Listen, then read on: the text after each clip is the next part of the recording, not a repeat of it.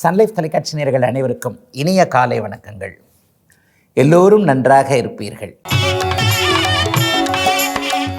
இன்று 30/7/2026 வியாழக்கிழமை, ஆடி மாதம் 14ஆம் நாள். பிரதமை திதி இன்று இரவு 9:30 வரை. திருவோணம் நட்சத்திரம் இன்று மாலை 5:43 வரை. இந்த நாளின் ஒரு சிறப்பு அம்சமாக புனர்பூசம், விசாகம், பூரட்டாதி ஆகிய குருவின் 3 நட்சத்திரங்களில் பிறந்தவர்கள் எல்லோருக்குமே தாராபலமுள்ள நல்ல வாழ்க்கை சம்பவங்கள், அறிமுகங்கள், குடும்பத்தில் சந்தோஷம், நிம்மதி போன்றவைகள் இருக்கக்கூடிய சிறப்பு நாளாக இந்த நாள் அமைந்திருக்கிறது. மேற்கண்ட 3 நட்சத்திரங்களில் பிறந்தவர்கள் ஒரு பொருளை விற்பதற்கோ அல்லது ஒரு பொருளை வாங்குவதற்கோ இந்த நாள் மிகப்பெரிய உகந்த நாளாகவும், அதன் மூலமான பணவரவுகள் கிடைக்கக்கூடிய யோக நாளாகவும் அமைந்திருக்கிறது இன்று. அடுத்து 12 ராசிகளுக்கான இன்றைய ராசி பலன்களை பார்க்கலாம். மேஷராசிக்காரர்களுக்கு 4ஆம் இடத்துல உச்சகுரு வலிமையாக உட்கார்ந்துருக்கக்கூடிய அற்புத நாளாக இந்த நாள் அமைஞ்சிருக்கு. 8, 10, 12ஆம் பாவங்கள் இப்போது உச்சகுருவின் பார்வையில் இருக்கின்ற காரணத்தினால தொழில் மேன்மைகள் இருக்கக்கூடிய அமைப்புகள் இப்போது உண்டு. வெளிநாடு வெளிமாநில தொடர்புகள் மேஷராசிக்காரர்கள் சில பேருக்கு கண்டிப்பாக கிடைக்கும். அதன் மூலமாக பணவரவுகள் வரக்கூடிய அமைப்புகள் இப்போது கண்டிப்பாக இருக்கின்றன. சிலருக்கு எதிர்பாராத தனலாபங்கள், ஒரு சின்ன விஷயத்தை இப்படி பண்ணலாம் அப்படி பண்ணலான்னு யோசிச்சுக்கிட்டே இருக்கும்போது டக்குன்னு அந்த விஷயம் வேறு மாதிரி முடிஞ்சு அதில் கொஞ்சம் காசு பணம் வரக்கூடிய அமைப்புகள் இப்போது உண்டு. வீடு வாகனம் வாங்குகிற விஷயத்தில் இது வரைக்கும் யோசிச்சுக்கிட்டே இருந்தவங்க, இந்த வண்டியை எடுக்கலாமா அல்லது இந்த வீடு வாங்கலாமா, வீடை கட்ட ஆரம்பிக்கலாமா, இங்கே கட்டலாமா, சொந்த ஊரில் கட்டலாமா, வர்ற வருமானத்தை வச்சு டியூ கட்டிட முடியுமா, வாங்கத்தான் முடியுமா முடியாதான்ற மாதிரியாக தயங்கி இருந்தவர்கள் எல்லோருக்குமே வீடு விஷயத்தில் ஒரு தெளிவான முடிவுகள், வாகனம் வாங்கக்கூடிய நல்லவைகள் நடக்கக்கூடிய, எல்லாம் நிறைவாக இருக்கக்கூடிய நாளாக இந்த நாள் அப்படியே அமைஞ்சிருக்குங்க. குரு பகவான் இப்போது எல்லா விதத்திலும் கொஞ்சம் நன்மைகளை தரக்கூடிய அமைப்பு, தொழில் மேன்மை, வேலை தொழில் அமைப்புள்ள நல்லவைகளை கொடுக்கக்கூடிய நிலைமையில் இருப்பதால் மேஷராசிக்காரர்களுக்கு வருமானம் உள்ள நல்ல நாளாக அமைஞ்சிருக்குங்க இன்றைக்கு. ரிஷபராசிக்காரர்களுக்கு 3ஆம் இடத்தில் உச்சகுரு அமர்ந்து பாக்கியஸ்தானத்தை வலுவோடு பார்க்கக்கூடிய நல்ல நாளாக இந்த நாள் அமைஞ்சிருக்குங்க. 9, 11ஆம் இடங்களில் இன்றைக்கு குரு பகவான் தொடர்பு கொள்றதுனால இது வரைக்குமே லாபங்களே கிடைக்கலன்னு நினச்சிக்கிட்டு இருந்தவங்க, ஒரு தொழிலில் லாபம் இல்லை, ஒரு சக்ஸஸ் ஆக முடியல, ஒரு வியாபாரம் நல்லா இல்லை, வேலையிலேயே ப்ரொமோஷன் எதுவும் கிடைக்கலன்னு நினச்சவங்க எல்லாருக்குமே அதற்கான அனுமதிகள் கிடைக்கக்கூடிய யோக நாளாக இந்த நாள் அமையும். சோஷியல் மீடியாவில் கொஞ்சம் ஃபேமஸ் ஆகணும், கலைத்துறையில் நிறைய திறமை இருக்குது, எனக்கு வாய்ப்பு கிடைக்கல, சினிமாவில் சாதிக்கணும், அதில் சாதிக்கணும், எழுதணும், புகழ் பெறணும், ஃபேமஸ் ஆகணுன்ற மாதிரியான ஒரு முயற்சிகளில் இருக்கக்கூடிய இளைய பருவ ரிஷபராசிக்காரர்கள் எல்லோருக்குமே அதற்கான வாய்ப்புகள் நல்ல விதமாக கிடைக்கக்கூடிய அமைப்புகள், அந்த வாய்ப்புகளை, கிடைத்த வாய்ப்புகளை நீங்கள் தக்க வைத்து கொண்டு அதற்கேற்ற முன்னேற்ற பாதையில் போகக்கூடிய ஒரு ஆரம்ப நல்ல நாளாகவே இந்த நாள் அப்படியே அமைஞ்சிருக்குதுங்க. புத்திரபாக்கியம் கிடைக்காதவர்கள் எல்லாருக்குமே அதற்கான ஒரு நல்லவைகள் நடக்கக்கூடிய, எதிலும் ஒரு நிறைவான நன்மைகள் இருக்கக்கூடிய, சிறப்பு நன்மைகள் கூடுதலாகவே இருக்கக்கூடிய நல்ல நாளாக அமைஞ்சிருக்குங்க இன்றைக்கு. மிதனராசிக்காரர்களுக்கு தன வீடுன்னு சொல்லப்படக்கூடிய 2ஆம் இடத்துல இன்றைக்கு உச்சகுரு வலிமையாக உட்கார்ந்திருக்கிறார். 10ஆம் இடத்தை அவர் உச்சனாகி பார்க்கக்கூடிய அமைப்பு. 9, 10 கூடியவர்கள் ஒருவருக்கொருவர் தொடர்பு கொள்வது தர்மகர்மாதிபதி யோகம் என்கின்ற தொழில் மேன்மைகளை குறிக்கக்கூடிய நல்ல அமைப்பு. அதுலேயும் சிறப்பாக இன்றைக்கு கல்யாணம் ஆகாமல் இருக்கிறவங்க எல்லாருக்குமே அடுத்த மாதமே நிச்சயார்த்தமோ கல்யாணமோ ஆகக்கூடிய அமைப்பு. இந்த வருடத்திற்குள்ளேயே குடும்பம் அமையக்கூடிய சூழ்நிலை. முதல் திருமணம் தோல்வியுற்று 2ஆவது திருமணத்தை காத்துக்கிட்டு இருக்கிறவங்க, ஐயா முதல் திருமணத்தில் அப்படி இப்படி நடந்து போச்சு, நானும் கொஞ்சம் பொறுத்து போயிருக்கலாம், என்னமோ தெரியல அப்படி ஆயிடுச்சு, ஆனால் செகண்ட் மேரேஜாவது கொஞ்சம் நல்லபடியாக நடக்குமா, அந்த சந்தேகமும் இப்போ வந்துருச்சுன்னு நினைக்கிறவங்க எல்லாருக்குமே வாழ்க்கை இனிமேல் நல்லாயிருக்கும். பழைய கால தப்புகளை நீங்கள் உணர்ந்துட்டதுனால எதையும் இனிமேல் புதுசாக தப்பு பண்ண மாட்டீங்கன்ற மாதிரியாக ஏதேனும் ஒரு நல்ல மாற்றங்கள் ஏற்படக்கூடிய அமைப்புகள் இப்போது உண்டுங்க. 40, 50 வயதுக்கு மேலே இருக்கக்கூடிய தொழில் பண்ணக்கூடியவர்கள், வியாபார பெருமக்கள் எல்லாருக்குமே வருமானம் வரக்கூடிய அளவிற்கு, கடனை அடைக்கக்கூடிய அளவிற்கு ஆதாயங்கள் இருக்கக்கூடிய சிறப்பு நாளாக அமைஞ்சிருக்குங்க இன்றைக்கு. கடகராசிக்காரர்களுக்கு ராசியிலேயே உச்சகுரு பகவான் வலிமையாக உட்கார்ந்திருக்கக்கூடிய சிறப்பு நாளாக இந்த நாள் அமையும். பாக்கியாதிபதி இன்றைக்கு ராசியிலேயே உச்சமாக இருக்கிறார். பொதுவாகவே ராசியில் ஒரு சுபகிரகம் இருந்தால் அந்த ராசிக்காரர்களுக்கு ஒரு புத்துணர்வு கிடைக்கக்கூடிய அற்புதமான அமைப்புகள் கண்டிப்பாக உண்டு. கடகராசிக்காரர்களுக்கு கஷ்டங்கள் எல்லாம் விலகி போய்கொண்டே இருக்கின்றன. ஒரு 90% அப்படியே போயிடுச்சு, இன்னும் ஒரு 10% தான் இருக்குன்றதான் உண்மை. எல்லாரும் நல்லா இருக்க போகிறீங்க. 5, 7, 9ஆம் இடங்களை இப்போது கடகராசிக்கு உச்சகுரு பகவான் பார்க்கின்ற காரணத்தினால் அதிர்ஷ்டம் இல்லாமல் இருந்தவர்கள் எல்லாருக்குமே அதிர்ஷ்டங்கள் வரக்கூடிய தன்மை, கணவன் மனைவி உறவு, காதலன் காதலி உறவுகள் நன்றாக இருக்கக்கூடிய அமைப்பு, இவர்தான் கணவன் இவர்தான் மனைவி என்பதை அப்படியே தீர்மானமாக நம்ம ஏற்றுக்கொள்ளக்கூடிய அளவிற்கு நற்சம்பவங்கள் நடக்கக்கூடிய நிலைமை என கடகத்தினருக்கு வயதிற்கேற்றாற் போல நல்லவைகள் கூடுதலாக நடக்கக்கூடிய அருமையான நாளாக இந்த நாள் அமைஞ்சிருக்குங்க. மதிப்பு மரியாதை கொஞ்சம் கூடுங்க. அலுவலகத்தில் இது வரைக்கும் இருந்து வந்த அவப்பெயர்லாம் விலகக்கூடிய அமைப்புகள் உண்டு. பெண்கள் சார்ந்த விஷயங்களில் கொஞ்சம் வீண்பலி சுமந்தவர்கள் எல்லாருக்குமே அந்த பழியை துடைக்கக்கூடிய நல் வாய்ப்புகள் கிடைத்து அதை அப்படியே நீங்கள் உபயோகப்படுத்தி கொள்ளக்கூடிய சுப நாளுங்க இன்னைக்கு. ஒரு சிறிய இடைவேளைக்கு பிறகு ராசிபலன் நிகழ்ச்சி தொடரும்.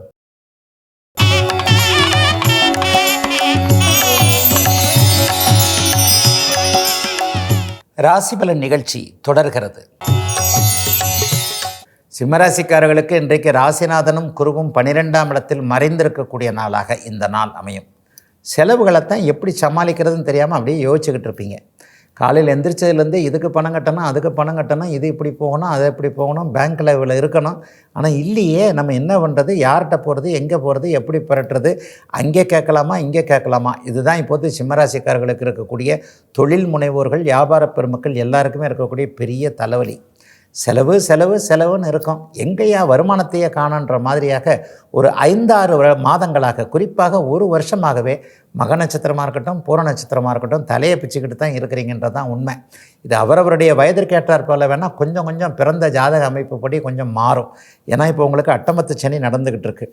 அட்டமத்து சனி நடந்தாலே பொருளாதார பின்னடைவுகள் ஏதாவது ஒன்று வரும், இல்லைனா வேலையில் கொஞ்சம் ஸ்ட்ரெஸ்ஸு வரும், இல்லைனா கணவன் மனைவி உறவுகளில் ஏதாவது அப்படி இப்படின்னு சொல்லிட்டு எது நமக்கு ரொம்ப பிடிக்குமோ அது பாதிக்கப்படக்கூடிய அமைப்புகள் இப்போது சிம்மராசிக்காரர்களுக்கு கண்டிப்பாக நடந்து கொண்டிருக்கின்றன. ஆனாலும் அதையெல்லாம் மாற்றக்கூடிய அளவிற்கு சில கிரக மாற்றங்கள் இப்போது நடந்து கொண்டிருக்கிறது என்பதால் மாற்றம் கடந்த சில வாரங்களாக நடந்து கொண்டிருக்கின்ற பின்னடைவுகளுக்கான மாற்றங்கள் வரக்கூடிய நல்ல நாளுங்க இன்னைக்கு. கன்னிராசிக்காரர்களுக்கு லாபஸ்தானம்னு சொல்லப்படக்கூடிய 11ஆம் இடத்துல உச்சகுரு உட்கார்ந்து 3, 5ஆம் இடங்களை பார்க்கக்கூடிய நல்ல நாள் இன்றைக்கு. முயற்சிகள் பலிக்கும், வெற்றிகள் கிடைக்கும். எந்த அளவிற்கு உங்களுக்கு வெற்றிகள் வேணுமோ அந்த வெற்றியை நீங்கள் அனுபவிக்கக்கூடிய நாளாக வரப்போகின்ற ஒரு 2 வார காலத்திற்குள் இது நடக்கக்கூடிய நாளாக இந்த நாள் அப்படியே அமையும். நோய் ஆரோக்கியம்லாம் பெரிய அளவில் அப்படியே நல்லா கிடைக்குங்க. நோய் விலகுங்க. ரொம்ப பயந்து போயிருந்த ஒரு விஷயம், அங்கே வலிக்குது இங்கே வலிக்குது, இங்கே ஸ்கேன் எடுத்தால் அங்கே ஸ்கேன் எடுத்தால், அல்லது டாக்டர்கிட்ட போனாலே ஏதாவது சொல்லிட போகிறார், போகவே வேண்டாம், போகாத வரைக்கும் தள்ளி வச்சுக்கிட்டே இருக்கலாம் என்கின்ற மாதிரியாக ஒரு நோய்க்கு பயந்து கொண்டே இருந்தவர்கள் எல்லாருக்குமே அப்படிலாம் ஒன்றுமே இல்லைன்னா நீங்கள் நல்லா இருக்க போகிறீங்க, இன்னும் 10-20 வருஷத்துக்கு ஆரோக்கியமாக தீர்க்காயலோடு இருப்பீங்கன்ற மாதிரியான நம்பிக்கைகள் வரக்கூடிய நல்ல நாளாக இந்த நாள் அப்படியே அமைஞ்சிருக்கு. சிலருக்கு கடனை தீர்க்கக்கூடிய அளவிற்கு வருமானங்கள் வரக்கூடிய அமைப்புகள் உண்டு. சட்டப்பூர்வமான போராட்டங்களில் வெற்றிகள் கிடைக்கக்கூடிய அமைப்புகள் இப்போது உண்டு. பங்காளி சண்டை, பங்காளி தகராறு, அந்த கோவில் கொடையில் தகராறு, இந்த கோவில் கொடையில் தகராறு, குலசாமி கோயிலை கும்பிட முடியல, இந்த மாதிரியாக கொஞ்சம் சண்டை சச்சரவுகள் இருப்பவர்களுக்கு தீர்வுகள் கிடைக்கக்கூடிய நல்ல நாளுங்க இன்னைக்கு. துலாம் ராசிக்காரர்களுக்கு 3, 11ஆம் அதிபதிகளான சூரியனும் குருவும் இன்றைக்கு 10ஆம் இடத்துல வலிமையான அமைப்பில் இருக்கக்கூடிய நல்ல நாளுங்க இன்னைக்கு. தொழில் வெற்றிகள், இது வரைக்குமே உங்களை பார்த்து பொறாமப்படுத்தவங்க எல்லாருமே உங்களை விட்டு அப்படியே விலகி போகக்கூடிய நாளாக இந்த நாள் அமையும். சக்ஸஸ் இன்றைக்கி நீங்கள் ஆகிறத பார்த்து மற்றவங்க உண்மையிலே கொஞ்சம் மூக்கில் அப்படியே விரல வைக்கக்கூடிய நாளாகவும் இந்த நாள் இருக்கும். தொழில் முன்னேற்றம் நல்லா இருக்கும். சிலருக்கு ப்ரொமோஷன்களுக்கு கிடைக்கிறதுக்கான ஆயத்தங்கள் இருக்கக்கூடிய நாளாக, இன்றைக்கே ப்ரொமோஷன் இல்லைன்னா கூட ப்ரொமோஷனுக்கான ஃபைல் மூவ் ஆகுதுன்னு சொல்லுவோம் இல்லையா, இவருக்கு இந்த பதவியை கொடுக்கலாம் என்பதற்கு உங்களை விட மேலே இருக்கக்கூடியவர்கள் ஒத்துக்கொள்ளக்கூடிய நாளாக இந்த நாள் அப்படியே அமைஞ்சிருக்குதுங்க. கணிதம் சார்ந்த துறைகள், கம்ப்யூட்டர், கணக்கு வழக்கு, அக்கௌண்ட்டில் இருக்கக்கூடியவர்கள் எல்லாருக்குமே மிகப்பெரிய மாற்றங்கள் வரக்கூடிய அமைப்புகள் இப்போது உண்டு. வெளிநாடுகளுக்கு வேலைக்கு போகணும், வெளிநாடுகளுக்கு படிக்க போகணும்னு நினைக்கக்கூடிய துலாம் ராசிக்கார இளைய பருவத்தினர், மாணவ கண்மணிகள் எல்லாருக்குமே நீங்கள் விரும்பினார் போலவே ஏதேனும் ஒரு நல்ல மாற்றங்கள் கிடைக்கக்கூடிய சிறப்பு நாளுங்க இன்னைக்கு. விருச்சிகராசிக்காரர்களுக்கு உச்சகுரு அப்படியே 9ஆம் இடத்திலிருந்து ராசியை பார்க்கக்கூடிய 10ஆம் அதிபதியோடு இணைந்திருக்கக்கூடிய சுபயோக நல்ல அருமையான உன்னதமான உயர்ந்த நல்ல நாளுங்க இன்றைக்கி. இத்தனை வார்த்தைகளை போட்டிருக்கிறேன். அப்போ எப்பேற்பட்ட நாளுன்னு இன்றைக்கி பாருங்கள். விருச்சிகராசிக்காரர்களுக்கு நல்லவைகள் நடக்க ஆரம்பிச்சிருச்சுன்றதை நீங்களே மெதுவாக உணரக்கூடிய அமைப்புகள் இப்போது கண்டிப்பாக உண்டுங்க.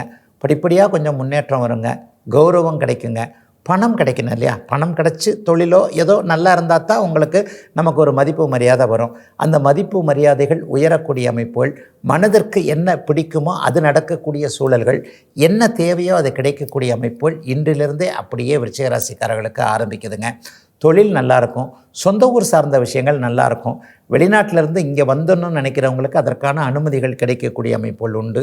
பூர்வீகத்துக்கு திரும்பி போகிறேன், விவசாயமே பார்க்க போகிறேன், எங்கள் அப்பா அம்மா இருந்த ஊருக்கே போகிறேன், இந்த மாதிரியான விஷயங்கள்லாம் மனசில் வரும். அது கரெக்டாகவும் இருக்கும். ஊருக்கு திரும்பி போகிறதுனால ஏதாவது சங்கடங்கள் வருமா? நிச்சயமாக இல்லைங்க.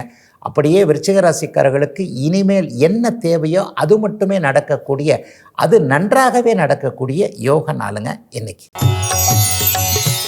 தனுசு ராசிக்காரர்களுக்கு 8ஆம் இடத்தில் உச்ச குரு பகவான் அமர்ந்து எதிர்பாராத நன்மைகள் நடக்கக்கூடிய நாளாக இந்த நாள் அப்படியே அமைஞ்சிருக்குங்க.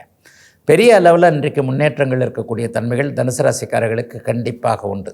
எதிலும் ஒரு நிறைவுகள் இருக்கக்கூடிய நாளாக இந்த நாளை சர்வ நிச்சயமாக சொல்லலாம். இந்த இதை பண்ணணும் அதை பண்ணணுன்ற ஒரு தெளிவில்லாமல் இருந்த நிலைமைகள்லாம் இன்றைக்கு மனதுக்குள்ளே அப்படியே வந்து இதைத்தான் பண்ண வேண்டும் என்கின்ற மாதிரியாக எதிலும் ஒரு நல்லவைகள் அதிகம் நடக்கும் என்கின்ற நம்பிக்கைகள் வரக்கூடிய நாளாக இந்த நாள் அமைஞ்சிருக்கு. சிலருக்கு எதிர்பாராத அறிமுகங்கள் இப்போது கிடைக்கக்கூடிய தன்மைகள் உண்டு.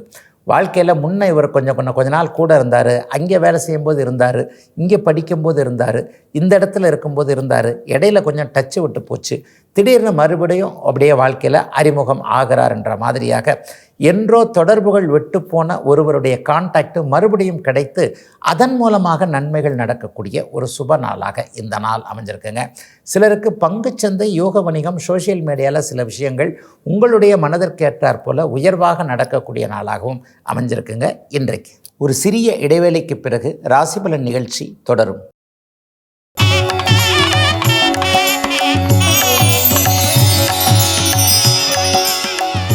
ராசிபலன் நிகழ்ச்சி தொடர்கிறது.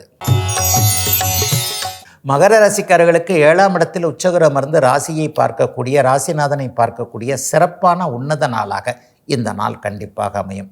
நல்லவைகள் கூடுதலாக இருக்கும்.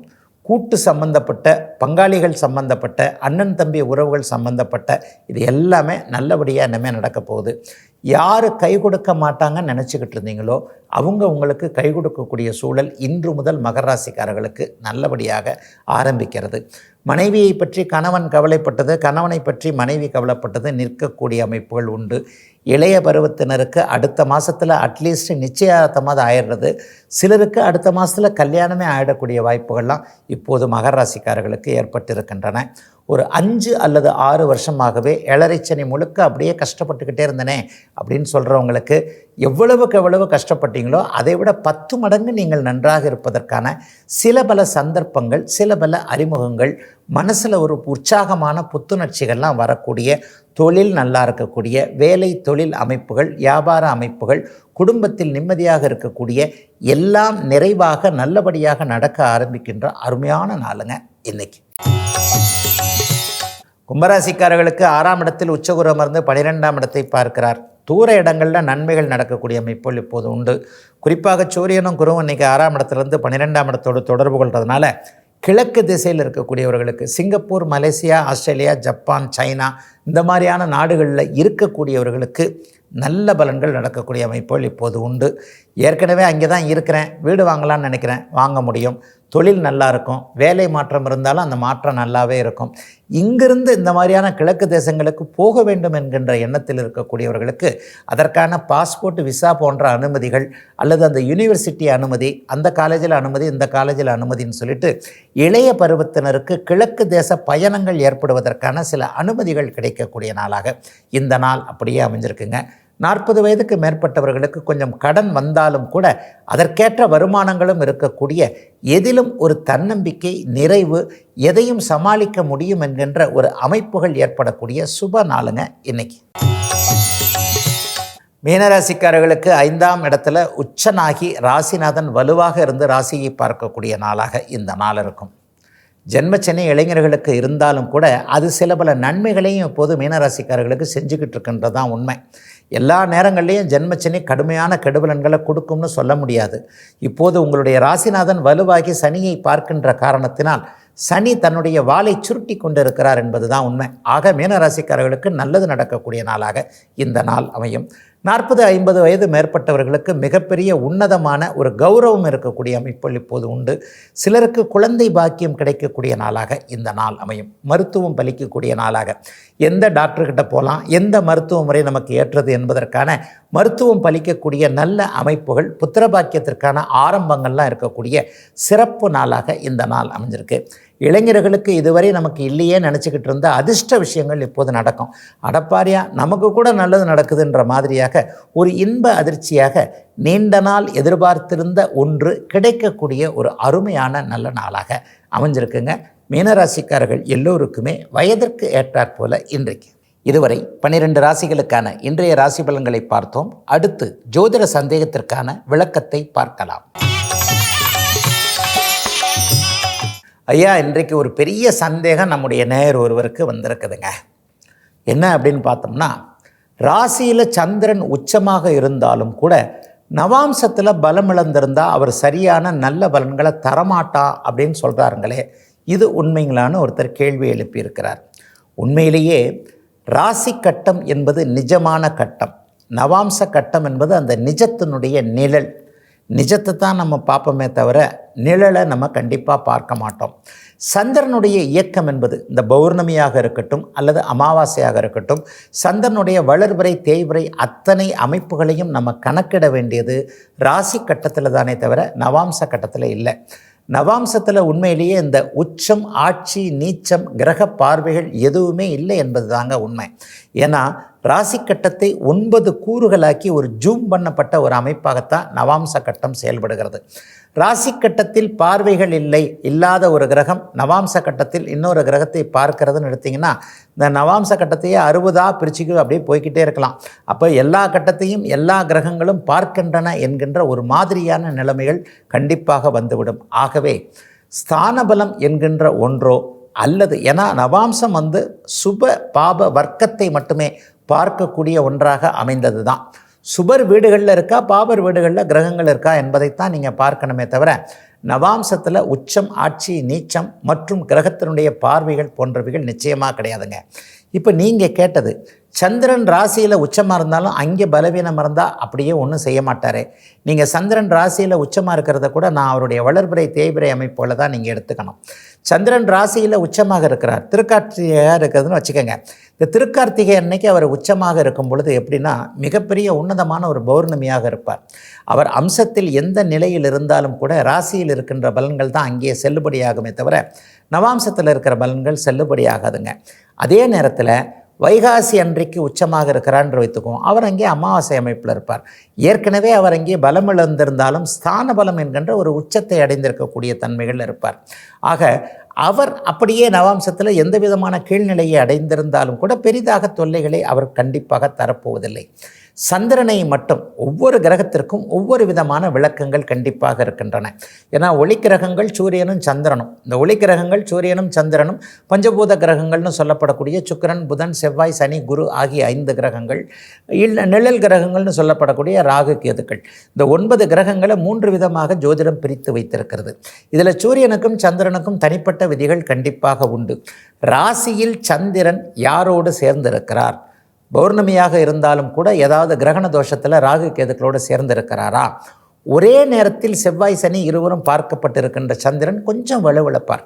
அது கூட நவாம்சத்தில் பார்வை இல்லை, ராசி கட்டத்தில் இருக்கின்ற அமைப்புகளில் தான். அப்போ கூட அவருடைய ஒளித்தன்மை எந்த அளவுக்கு இருக்கிறது, பௌர்ணமியில் இருக்கின்றவர் 100% ஒளித்தன்மையோடு இருப்பார். அமாவாசையில் இருக்கிறவருக்கு 0 அளவுக்கு கூட ஒளித்தன்மை இருக்காது. ஏற்கனவே வானத்தில் பார்க்கும்போது அமாவாசை இருட்டாகத்தானே இருக்குது. அப்போ இந்த மாதிரியான அமைப்புகளில் சந்திரனுடைய வலிமையை நீங்கள் ராசி கட்டத்தில் மட்டுமே எடுத்துக்கொள்ள வேண்டுமே தவிர சுத்தமாக நவாம்ச கட்டத்திற்கு போகக்கூடாதுங்க. சந்திரன் ராசியில் யாரோடு இணைந்திருக்கிறார், கிரகண தோஷத்தில் இருக்கிறாரா, பாபத்துவத்தை அடைந்திருக்கிறாரா, திதிகளின் அடிப்படையில் வளர்பிறை தேய்பிறை அமைப்புகளில் இருக்கிறாரா, தேய்பிறையாக இருந்தாலும் கூட அப்போது தான் பௌர்ணமிக்கு 2 நாள் கழித்திருக்கிறாரா, தேய்பிறை பஞ்சமி தேதி வரைக்குமே அவருக்கு ஓரளவுக்கு நல்ல பலன்கள், நல்ல ஒளித்தன்மை கண்டிப்பாக இருக்கும். இதுபோன்ற அமைப்புகளின் அடிப்படையில் தான் நீங்கள் சந்திரனுடைய பலன்கள் எப்படி இருக்கும் என்று கணிக்க முடியுமே தவிர நவாம்சத்தில் அவர் பலவீனம் அடைந்திருக்கிறார் என்கின்ற காரணத்தினால் அவர் பலன் தராமல் போவது இல்லைங்க. இதுவரை 12 ராசிகளுக்கான இன்றைய ராசி பலன்களையும் ஜோதிட சந்தேகத்திற்கான விளக்கத்தையும் பார்த்தோம். மீண்டும் நாளை காலை இதே ராசிபலன் பகுதியில் உங்களை சந்திக்கும் வரை உங்களிடமிருந்து விடைபெற்றுக் கொள்வது உங்கள் ஜோதிடர் ஆதித்ய குருஜி.